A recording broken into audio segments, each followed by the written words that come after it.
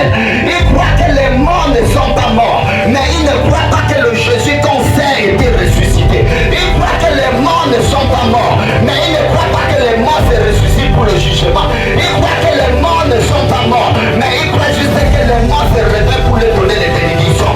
Les morts se réveillent envers celui qui leur donne les choses. Ils ne sont pas au courant qu'il y a une place fixée pour les morts pour leur jugement. Avant qu'on juge pour voir s'ils seront au paradis ou pas. Donc, c'est la vérité. Je suis d'accord avec les Bouddhas. Les morts ne sont pas morts, mais ils ne prennent pas la place que tu penses. Ils ne sont pas à la position que tu penses. Je suis d'accord avec vous.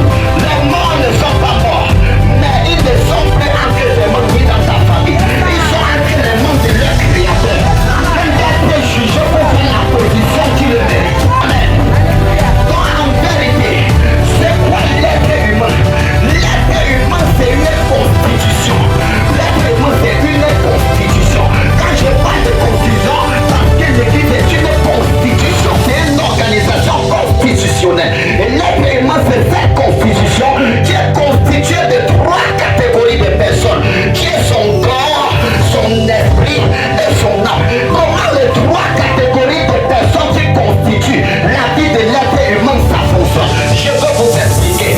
Son corps est juste comme une boîte, son corps est juste comme une contenue, mais à l'intérieur de ce corps, c'est pour quelque chose qu'on appelle l'esprit. À l'intérieur de ce corps, c'est pour quelque chose qu'on appelle son âme.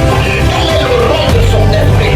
Son esprit est comme l'électricité, son esprit est comme son gazelle, son esprit est comme l'énergie ancienne, son esprit est celui qui livre l'énergie à son corps, qui est juste la boîte qui permet de fonctionner.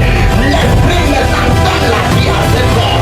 C'est pour ça que le corps peut avoir des mouvements, les mains peuvent marcher, les pieds peuvent marcher, la bouche peut parler, parce qu'il y a quelque chose à l'intérieur que le mot grec s'appelle pneuma.